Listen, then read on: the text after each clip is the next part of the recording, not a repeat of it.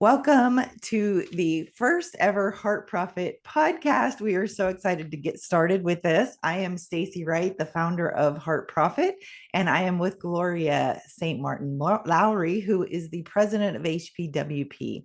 Heart Profit is an organization that has a holistic program to transform leaders into heart-based, compassionate leaders that create a culture of not only well-being, but also performance, because we know that's important for businesses. So we work with business owners, business leaders to help them become the leader of the future, because the leadership that we've been doing with command and control just isn't effective anymore. And it's not helping our people. So the purpose of today's show, what we're going to dive into today for the very first show, is the creeds that we have created. So one of the things that as we're developing Heart Profit, as Heart Profit came to be, which was as a result of me being a leader who wanted to be a compassionate leader, but found myself in a situation where things weren't getting done. Performance wasn't happening. So I had all the compassion in the world and everybody felt loved and cared for except for me in the business. And so I needed help. And so that's what I set out to do, is to figure out how can we have compassionate leadership that's based in power, that's based in accomplishing things and being sustainable in the business. And that's where Heart Profit came to be. And that's when I met Gloria. So I met Gloria at an event, and it was a thought leader council. So it was a group of thought leaders that are knowing, hey, the future is different than what we're doing now. How can we do this? And Gloria is the president of HPWP Group, which is an organization that has been teaching these principles of leadership for 30 years. So when I learned about them, and I talked to her and Sue, the founder of HPWP, for quite some time, right after we met, we spent quite a bit of time together, and I just loved what they had. And I knew what they had is what I was missing as a compassionate leader. And so we teamed up and we formed Heart Profit. Heart Profit worked with HPWP to create a unique curriculum, a holistic curriculum that not only addresses how to be a compassionate leader, but also addresses how do we create workplaces that support mental well-being, because we recognize that we live in a world that has a mental health crisis going on, and we don't have enough mental health professionals to handle the crisis that we're facing. So our leaders not only have the ability, but also the responsibility to help our people thrive and be better in the world that we live in. So with all that being said, welcome, Gloria. Thank you for being a partner with me in this. This has been super fun to be a part of this. It definitely has. And I wouldn't want you to go on this journey without me. I'm definitely in. Oh, that is amazing. And I'm so excited to have HPWP as a partner in this program that we're doing. As we thought about how do we create a certification, we wanted to certify our leaders and say, hey, we want to create a directory of businesses that are Heart Profit certified, so that we can tell the world, hey, these are the people you want to work for. These are the people you want to do business with. These are the people you want to buy from, because we really want to proliferate this movement, this heart-based business movement into the world with a lot of power and force. So part of that is certification. So we take business owners and leaders through a certification process. It's a 12-month process, and we do a full holistic curriculum that lasts for 12 weeks. It's an intensive, and then we follow you and we're with you for the rest of the year. And we do surveys with your people. We coach you on the areas where you need a little bit of help, and we remain available to you for that full year. But then as we go on, we wanted to define more concretely, what does it mean to be a Heart Profit certified business? And so what we did was we created 10 creeds. And what is your understanding of a creed to begin with, Gloria? Yeah, for me, a creed it's similar to a value, but it feels like more so. It's got more meat to it. A creed is something that you live by. It's what guides us. Right. So we created these 10 creeds or commitments that once you sign up as a Heart Profit leader or a Heart Profit business, you're agreeing to live by these creeds, to be committed to these creeds. And so that is what these creeds are. So this we thought for our first podcast, we will talk about what does it mean to be a Heart Profit certified business. And so the creeds are what that is. So we now have a concrete ability to define and explain what that means. So we're going to first, what we're going to do is we're going to just we're just going to tell you what the 10 creeds are. And then we'll talk a little bit about the impact and the importance and give some examples of how these creeds create a workplace that not only has high performance, but also has mental well-being for all of the people that are involved. So why don't we just take turns and we'll go down the list of the 12 creeds. So go ahead, Gloria, and start with the first one. Sure. It's probably no surprise that the first one is lead with heart and with purpose. I mean, this is Heart Profit after all. And we need to remind ourselves leadership isn't about control. It's really about responsibility. We have people in our care as leaders, and that's the way we need to look at it. And we also need to remember purpose isn't fluffy or the soft stuff. It's really the fuel that drives people, that drives businesses, that drive passion. And that's what more and more workers are looking for. And the reality is when leaders are guided by heart and values, results naturally follow. So it is about, vision with integrity. It's not just hitting KPIs. It's also about building a legacy. Perfect. Number 2 is that we prioritize people over profit, but we know that we can have both and we need both to thrive. So, in the past, it's been profit over profit at all costs and people are expendable. That's been the business model that we've had in the past. We've flipped the script and we've said we prioritize people first and then profit, but we know we can have both. So we don't sacrifice one for the other. Creed number 3 is we commit to personal and collective growth. And we have to think about it. Growth is a mindset and a muscle. And it starts, with us individually before it reaches our organization. And as leaders, we've got to create and flex a different kind of muscle. And learning isn't optional anymore. It's a leadership advantage, which makes it an organizational advantage. And so what's got to be part of that process is coaching and mentorship, experimenting, learning. There's no failure. Number 4, we practice radical accountability. We hold ourselves accountable to the commitments we make to our team, to our mission, and to the standards of the Heart Profit certification. So it is all about holding ourselves and our people and our organization accountable to the things that we say we're going to do. And it's not about blame, because I think accountability often is, well, it's not my fault, it's somebody else's fault. And so that radical accountability means we're really stepping up and owning what it is we're trying to create. Number 5, we cultivate safe and empowering workplaces. And the reality is safety isn't just physical, because we have our safety programs around that. We also have to focus on emotional safety, if you will. And empowering people means that they're involved, that they're engaged, that their voice matters. A culture of safety is really a foundation for taking risks. It's a foundation for creativity, and it really is a foundation for belonging. Number 6, we listen actively and lead responsively. So we commit to listening deeply. We know that God gave us 2 ears and 1 mouth for a reason. Through quarterly check-ins, employee feedback, and team dialogue, we want to make sure that we're leading with intention, but that we also understand all the different perspectives. And it's by understanding all the different perspectives that people can be heard and seen and be a part of what we're trying to do in a bigger scale. So as leaders, we are committed to active listening.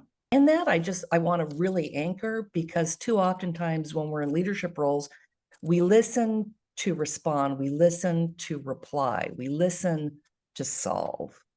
And what we should be doing is really listening to understand, because then when we fully understand, then everything becomes more clear, the solution, the path, the next steps. Number 7, we build systems that support the whole human. And it's really taking a look at just the whole ecosystem that we have, right? We need to be taking a look at what are the benefits that we offer? What are those policies and practices that we have in place? All for good intention, not necessarily realizing what the impact is. It's, about creating systems that catch up with what humans actually need. You don't get to high performance from folks who are burned out or unsupported, just period. 8, we embrace transparency and trust. This goes along with the accountability also, but the transparency and trust, it's like having a culture of trust.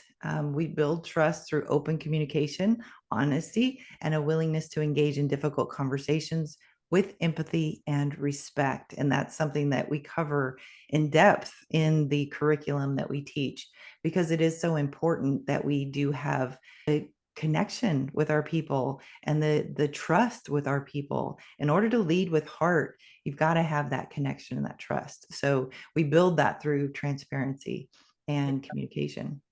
And for me, trust too is one of those things that trust is built also in the tiny moments. Trust is built in the really hard moments, Mhm. difficult situations and challenges. Number 9, we serve the greater good. And when you think about this, as businesses, we can take or we can give or we can do a bit of both. And serving the greater, good means that we choose to contribute. What we do isn't just, okay, we're going to go do some charity things or we're going to do some things our team members are passionate about.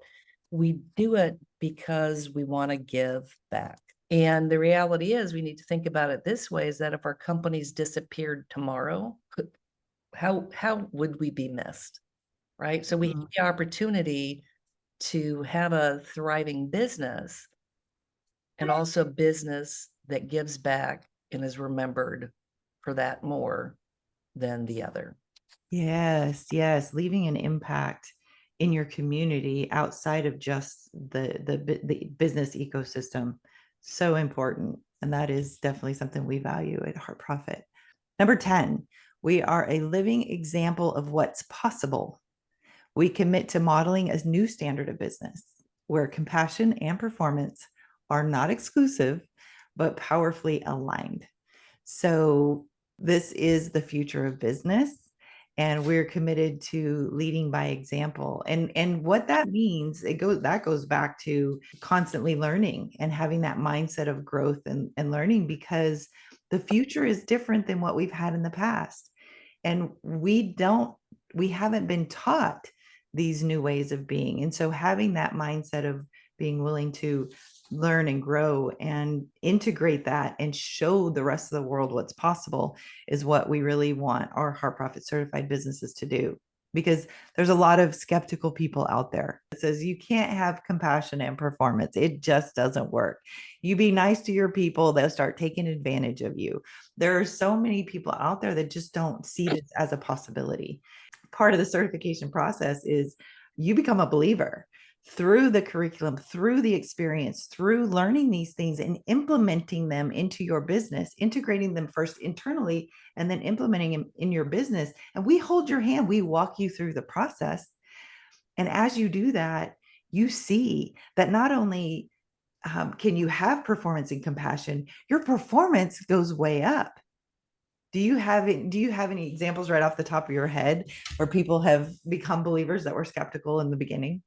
Oh my goodness, yes. For us, when we do our workshops, we do in-person workshops, and people will come in resistant, arms crossed, like somebody made them be there. And usually by the end of day 2, beginning of day 3, I want to say people have seen the light. It makes sense. This isn't kumbaya. It's not Kool-Aid. They see that there can be real results from it. And we do see people change. And to me, the beautiful part about it is that not only, when you look at the work world through a new lens and you look at people, through a new lens, you show up differently. And when you show up differently, it has a positive impact on your team, on your organization. And it's really exponential because in every other person you meet and interact with, they're going to see a little piece, take a little piece, and that's how change really happens. Not just what you're doing in your own organization for it, but how you interact with and engage others. So, and I want to talk a little bit about number 5. We cultivate safe and empowering workplaces. I was talking to a woman who was in charge of HR at a large drug company, so a large pharmaceutical company. And she was interviewing a Gen Z, and she was in utter shock about the question that this Gen Z asked her at the end of the conversation. She said, "These people are different. This next generation is different." The question was, how psychologically safe is your culture? And here's why I think that's so important for us to not only be aware of and to acknowledge and to then to cultivate this into our workplaces. A couple of different reasons. One is there's a mental health crisis going on in the world today. We can't overcome that without creating psychological safety. So that's just, we have to create that. People are on the edge of going off the edge.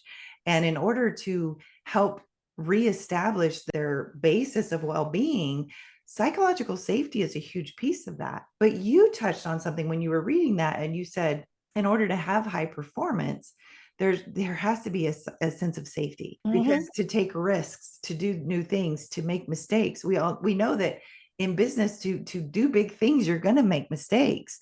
And can you talk a little bit about what is psychological safety and why is it so important when we're doing big things? I think that people think there are two schools of thought, right? People can hear the term psychological safety and they go straight to, oh, this is about woo-woo. We gotta be, our people are extra sensitive. So what do I have to do? Tiptoe around them. And that is not it at all. We need to view psychological safety as our responsibility as leaders, that we've created an environment where people know they matter. And when people know they matter, they're more comfortable, willing to share their challenge, willing to jump in and be supportive. Too often times at work, leadership is fear-based leadership, right? It's do what I say. And even if it's not our intention to lead with fear, we're creating an environment where people, when fear is there, people play it small. And when people play it small, you can't get to high performance. We end up with fear-based leadership. We end up taking our really good performers and turning them into survivors. Still perform well. It's not their full potential. People start to play it safe. And creating psychological safety, emotional safety, whatever it is that you want to call it, it's not that hard. If as leaders we believe, if we've hired good people, we believe in the people on our team, surely we care about them. And if we care about them, that's going to show in our actions, and that will send a really strong message to folks. Right. And I love what you're talking about, because I was talking to a woman. She's a brilliant woman, and she's starting a nonprofit. She's doing like all these great things in the world, but she has a job, a job. And that job, it's a large corporation. She's been there for 20 years. She's committed. She's loyal. She's not going anywhere. But what she told me was that she has to turn off her creativity when she steps into that role. She had to turn off all of these ideas that she has that could make the business better, because they're not valued. They want the job done the way they want it done, and that's just the way it is. She's had all these great ideas that could help them do better, but they don't want to hear them. They don't create the space for that, and it's not safe to do it. And look what's missed along the way, right? What's missed along the way are ideas, things that could take the company to the next level. So now I know I can feel it already. A lot of leaders are sitting there going, yeah, but you don't know my employees. You don't know what my employees, they're just not capable. They're just not, they don't bring their ideas to the table. They don't take risks. They're just not those type of employees. What would you say to a leader that has that response? Well, my first response is, well, then why'd you hire them? Typically as leaders, we're the ones in charge, if you will, of hiring the people on our team and making those final decisions. these employees, you don't understand my people. Sometimes maybe the common denominator is us. We just need to Yes. ask ourselves a few questions. Are my employees capable? I hate to say my employees. Are the people on my team, in my team, what kind of people are they? Are Mhm. people, do they care? Because we turn people into survivors. So we got to ask Yes. ourselves kind of those questions. If we think they're good people, then that should be enough to get us to be a lot more curious and looking for ways in which we can connect with them in a different way. How much, if you look at a scale of 0 to 100% responsibility of culture, how much of it falls on the leader and what they're doing? As a leader, we create the environment, and the environment that we create is the environment people will operate in, thrive in, hide in, Mm. use, all of those different things. We're responsible for creating the environment. If we hire people and say, you do this job, don't talk back, just do your job, we're creating one environment.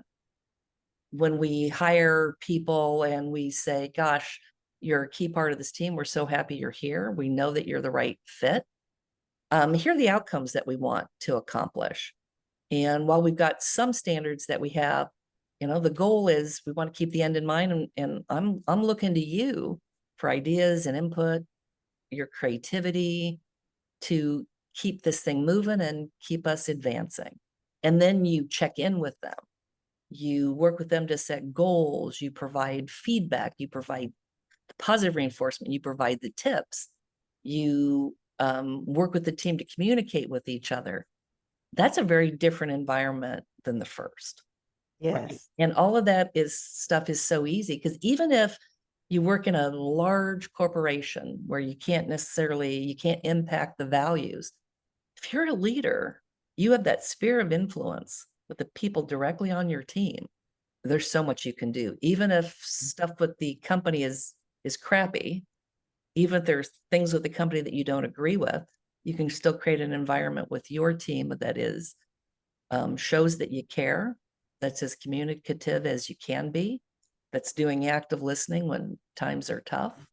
So I guess that was the long answer to, I think it's 100% the responsibility of the leader to 100%. create That's the what I heard. environment. I did. I heard 100%. Yeah. The good news about that, I mean, some of that is like hard to swallow. It's a hard pill to swallow, to be like, I am 100% responsible for the culture and how my employees are operating. Like, that's a big, hard pill to swallow. The flip side of that is, holy crap, if I'm 100% responsible and I change me, then all that changes naturally. I don't have to change every single person, because listen, you can't change people. Can changes the environment and Yes. And themselves. people come along. There's this thing called, and we'll end on this, this thing called mass formation psychosis, which the idea is that psychosis is not formed from the individual. It's formed from the mass of their environment. And so if that is the case, and there's scientific studies going on right now to look at what is causing the mental health crisis that we're facing, and they're coming to the conclusion that it's not the individual, that it is a little bit more environmental. That's why this is so important. That's why Heart Profit is so important, because we are teaching leaders how to create that culture, how to create the environments where people can thrive. We can't change people, we can change the environment. And you look at the beautiful plants that you have in your background. It's when a plant's not thriving, you don't talk to the plant and tell the plant it's a problem. You change the environment. It's either they need more water, more light, less light. There's something that plant needs. And when you get the environment right, it flourishes. Yep. And you've obviously become a master at that, because your background is just beautiful with all the live plants. But that's what we're talking about. And that's the beauty of taking responsibility for that and accountability. It is. And can it be daunting? Yeah, a little. But I got to tell you, when you do it and when you believe in people and you connect with them and you engage with them, you've got a whole team on your side. Your job as a leader will become easier and more fulfilling. And that in and of itself just creates this energy that That proliferate and just keep expanding.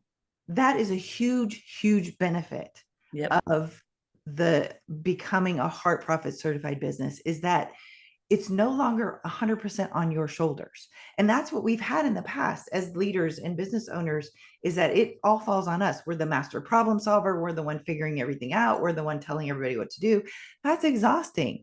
When you adopt this Heart Profit way of being with these 10 creeds that we just talked about, the biggest benefit to me is it's a load off my shoulders. And it becomes a collective endeavor rather than a solo endeavor with people that I hire to help me. It is more of, I've hired quality people. I've hired people who I like the way they think. I like what they have to offer. And then I create the environment. And then I tell them, here's the problem. Here's the goal. How do we do this? And then we collectively figure it out together. It makes the job as a leader so much easier. And if you are a part of a larger corporation, it makes you shine as a leader to the Yes. executive above you, that hey, this person is doing amazing things, when reality it's not you, it's your team. You've just created the environment, you've created the connection, you've created that trust, that where people can flourish. And when everybody's flourishing together, what the collective can do is so much more than what we can do individually. Yeah. And when teams have this real strong bond of connectedness, that we're in it together. Yes. We're sinking, we're swimming. When people are really connected, they're like, dang, we're going to figure this out. We're not going to sink. We're going to swim, rise to the top. We're going to get through any challenge. We're going to take this to the next level. And that's the fun part, because it feels good when people are all pulling in the same direction. There were so many times that I, as a leader, had a problem to solve that was bigger than me. And I could not figure out how to solve it. And that is such a lonely place to be as a business owner, especially when you have a problem that's bigger than you and you can't figure it out. That's hard. But when you have this type of business model and you're this type of leader and you have a problem that's bigger than you and you give it to the collective, we solve it together. That just takes such a huge burden, and it removes that loneliness as a business owner as well. It does. And you're growing and developing people. So then it gets to the other, one of the other creeds. We commit to personal and collective growth. I mean, one of my best leaders, when I had an issue or a challenge and I went to her with it, she would always ask me, what do you think? Hmm. Well, what do you mean? What do you mean? What do I think? People don't ask you that. Right. And she did. And so that was a lot of my growth. So I knew that when I would go, here's an issue, the next time I was going with, here's an issue, here's what I'm thinking about. Yes. And then here's the issue, and here's what I'm thinking about, to the point where then I didn't even have to go to her and say, here's what I'm thinking about. It was just do it and take care of it. And that, I mean, boy, it was growth for me. And for her, it was one less thing for her to take on, because she knew I was smart, I was capable, that I had some good ideas. So she would always ask me, what do I think? So some of this stuff is just super simple changes that can put you well on the way and make a big impact.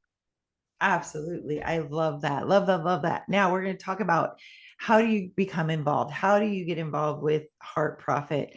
The next steps would be really to reflect on your leadership style. Think about how you've been as a leader, how your culture is, how your people are, and do these creeds feel like something that is a good fit, something that you resonate with, something that you want to incorporate?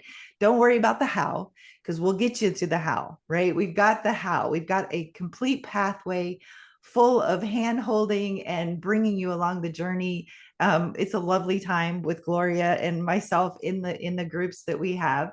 So we can take you on the how. The question is, do you resonate with this? If you do, we invite you to come along. We are putting together our next cohort. We do this cohort style learning. So we do this in a way that works for people. So it's 2 hours once a week for 12 weeks. We do the really intensive learning where you're actually taking in these concepts and having homework and applying them in your leadership. And then after that, like I said, it's a journey of personal coaching through the rest of it. So we are now putting together our next cohort. So we would invite you to come along the journey, come be with us. You can visit our website at heartprofit.org, and then you just click on I'm a business, go to the business section, and you can read all about it and get signed up there. You can reach out to us. We'll reach back out to you. Eric Gittens is really in charge of onboarding our new businesses. So just get us your information and we will get you what you need to be a part of this. We plan on, this is a movement. This is more than just an organization that's teaching. There's a lot of organizations that are teaching this out there. We are a full-on movement where we are bringing the whole world along on this journey of changing business for the future, retrofitting our business styles for the future and what this next generation needs and where we're going in the future, because where we're going is somewhere we've never been before. And we are learning as we go along, but we have the pathway. We have the pathway to get you from where we're at into the future. And so we really, so with that being said, come join us. Like Heart Profit is where it's at. We are doing big things. And if you are not a business owner and not a business leader, but you're loving what we're doing, we have ways for you to be a part of the community as well. So reach out to us, go on our website, comment on this video if you're watching the video.